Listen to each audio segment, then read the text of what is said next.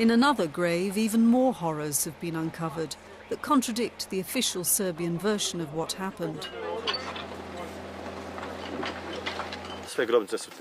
All graves are very difficult, but the most significant of all, we found 38 body parts, of which 4 belonged to women and 9 children.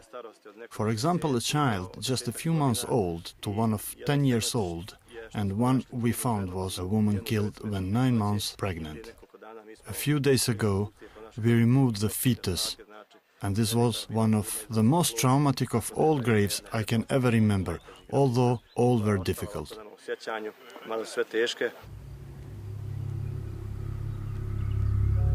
The warehouse next to the United Nations building in Potocari, which once held thousands of terrified men and women, has new owners.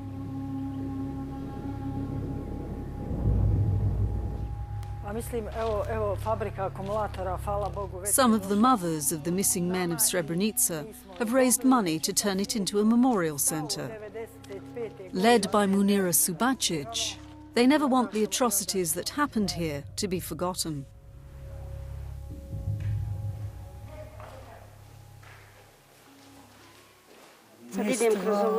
As I walk through here, I can still hear the screams. What day was it when they took Hilma away?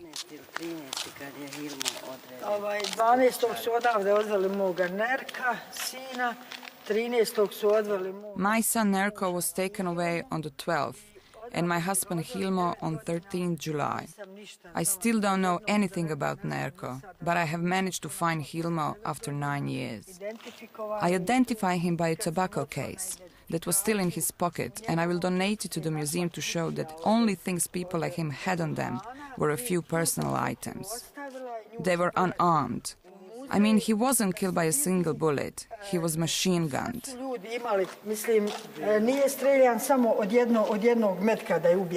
Each of these women has a tragic tale to tell of missing fathers, sons and husbands. Munira lost 22 members of her family. Their agony and grief is made greater by the fact that the guilty have not been punished. While thousands of people from Srebrenica fled here to the UN base and warehouse at Potocari, many others, mainly men, took to the forested hills above the town in a desperate bid to escape. Among them, Abdurrahman Omic. Outside my house, 74 neighbors gathered to escape, and I know of only 9 who survived. My escape took 31 days. I tried first from this hill, and then I went to the right to Zvornik. But I saw so many people with festering wounds and broken legs, and they suggested that I backtrack and change my route.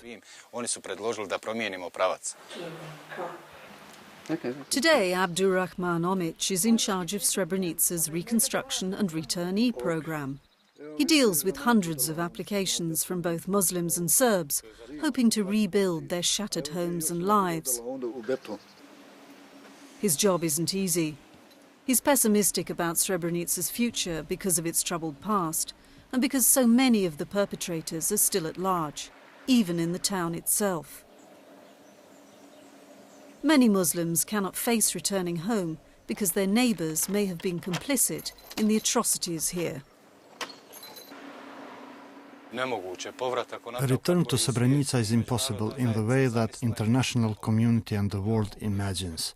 I say this personally because I don't know who is who and who is supporting the war criminals. I might even be working for them. 4 members of Abdurrahman's family were killed.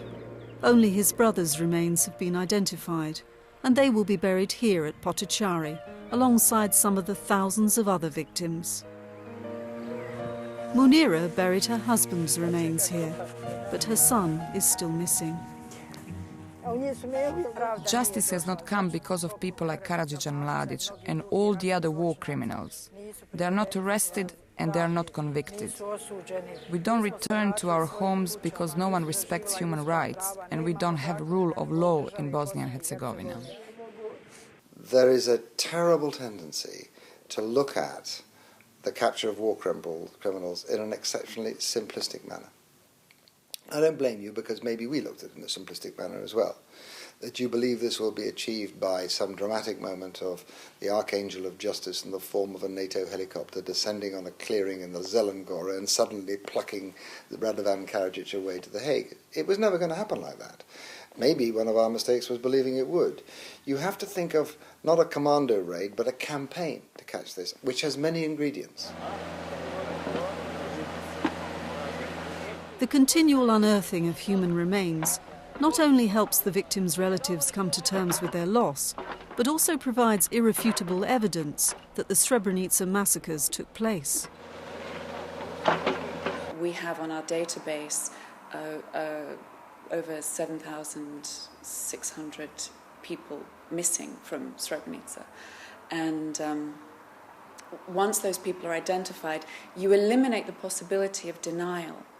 And by eliminating that possibility of denial, you open a path for dialogue. If people don't believe that it happened, they can't talk about it. So there's no possibility for reconciliation.